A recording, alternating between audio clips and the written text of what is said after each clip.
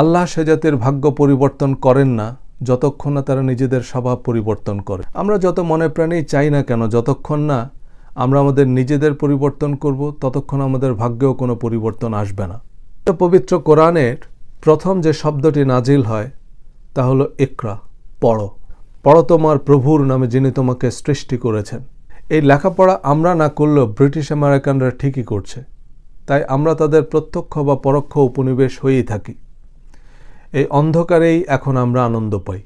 আমরা অবশ্য এখন আর কোরআন পড়ি না, বরং নিজ নিজ গোত্র প্রধানের সংকলিত, সংশোধিত, অনুমোদিত সহি লেভেলযুক্ত কিতাবগুলো পড়ি আর দলে দলে বিভক্ত হয়ে পড়ি।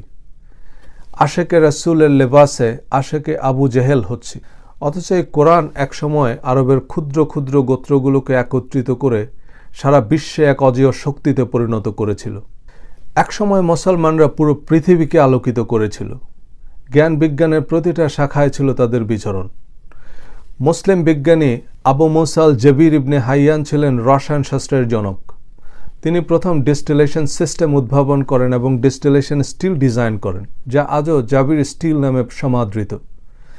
এছাড়াও কসমোলজি, নিউরোলজি, অ্যাস্ট্রোলজি, মেডিসিন এবং ফিলসফিতে তার অবদান অসামান্য। মুসলিম গণিতবিদ মুসা আল খারেজিমি ছিলেন আলজেব্রার প্রবর্তক। তার লেখা কিতাব আল জাবর থেকে আলজেব্রা শব্দটি এসেছে। মুসলিম চিকিৎসাবিদ আবু আলী ইবনে সিনাকে মনে করা হয় আধুনিক মেডিসিনের জনক।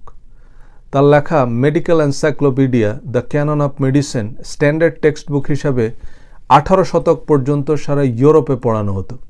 মুসলিম গণিতবিদ, জ্যোতির্বিজ্ঞানী, পদার্থবিদ হাসান ইবনুল হাইথামকে principle of optics and visual পারসেপশনে অসামান্য উদ্ভাবনের জন্য ফাদার অফ মডার্ন অপটিক্স হিসেবে মানা হয়। মুসলিম জ্যোতির্বিদ, গণিতবিদ আবু আবদুল্লাহ আল বাত্তানি বহু ট্রিগোনোমেট্রিক রিলেশনসের প্রবর্তন করেন। তার লেখা কিতাব আজিজ থেকে কোট করেন স্বয়ং নিকোলাস কোপার্নিকাস সহ বহু জ্যোতির্বিজ্ঞানী। বিবিসি এবং টাইমসের জরিপে খোদ মার্কিন যুক্তরাষ্ট্রের সবচেয়ে জনপ্রিয় এবং বেস্ট সেলিং কবি হচ্ছেন আল্লামা জালালউদ্দিন রুমি।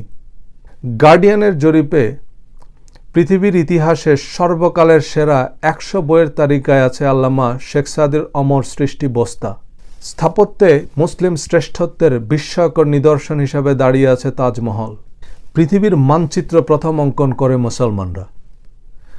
জিব্রাল্টার প্রণালীর নাম নিশ্চয়ই শুনেছেন। স্পেন বিজয়ী সেনাপতি তারেক বিন জিয়াদ ইউরোপের উপকণ্ঠে যে পাহাড়ের পাদদেশে তার সেনাবাহিনী নিয়ে জাহাজ নোঙ্গর করেন, সে পাহাড়কে পরবর্তীতে জাবালুত তারেক নামে নামকরণ করা হয়। এই জাবালুত তারেকের ইংরেজি উচ্চারণ হচ্ছে জিব্রাল্টার। ইবনে রুশদ, ইমাম গজ্জালি, ওমর খৈয়াম, আল ফারাবি, নাসিরউদ্দিন আল তুসি, ইবনে খালদুন, ফেরদৌসি এসব মহামনীষীরা সারা পৃথিবী আলোকিত করে রেখেছিল ইসলামের স্বর্ণযুগে। চলুন এবার বাঙালি জাতির অতীত বর্তমান নিয়ে কিছু কথা। এসবের উদ্দেশ্য আমাদের জাতীয় চরিত্রের কজ অ্যান্ড ইফেক্ট সম্পর্কে একটা ধারণা নেয়া। We cannot change the entire nation, but we can change ourselves. আমাদের উপমহাদেশে ব্রিটিশরা যখন বাণিজ্যের উদ্দেশ্যে বা কাজের সন্ধানে আসে, তখন বাংলা পৃথিবীর 6th ওয়েলদি রিজিয়ন।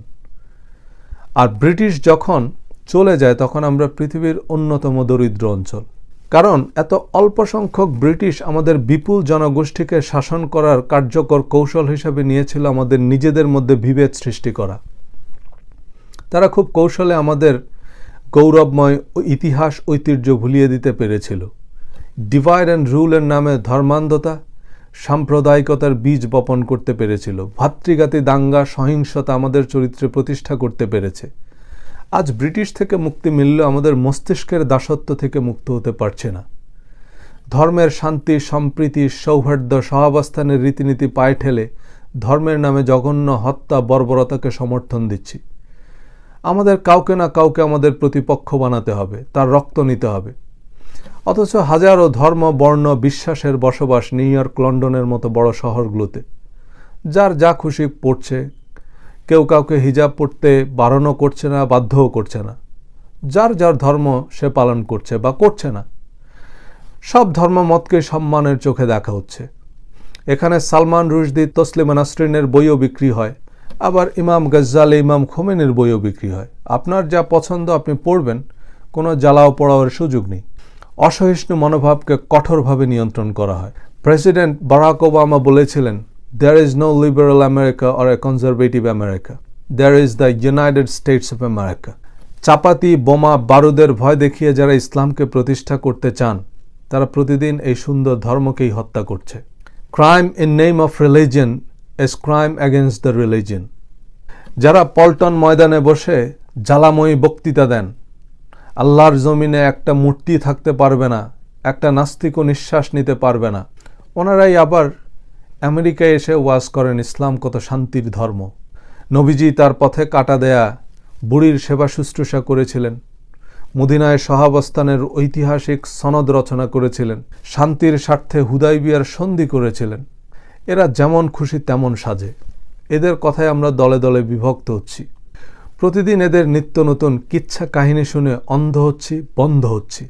ফেসবুকে একটা ফেক আইডি থেকে একটা এডিটেড ছবি শেয়ার করতে করতে আমরা দাঙ্গা বাঁধিয়ে দিচ্ছি। গুজরাটের প্রতিশোধ নিচ্ছি নোয়াখালীতে, বাবরি মসজিদ ভাঙার বদলা নিচ্ছি বিক্রমপুরে। যতদিন এই অন্ধকার থেকে আমরা আমাদের মনকে বের করে আনতে পারবো না, জাতি হিসাবে আমরা মাথা তুলে দাঁড়াতে পারবো না। জাতীয় শক্তির অন্যতম প্রধান উপকরণ হচ্ছে ন্যাশনাল ক্যারেক্টারিস্টিক্স অ্যান্ড মোরাল, জাতীয় চরিত্র এবং মনোবল। একটা জাতির ক্যারেক্টার বদলে দিলেই সে জাতির ভাগ্যও বদলে যাবে। এখন আপনি হয়তো গোটা জাতি বদলে ফেলতে পারবেন না, কিন্তু আপনি আপনাকে বদলে ফেলতে পারেন।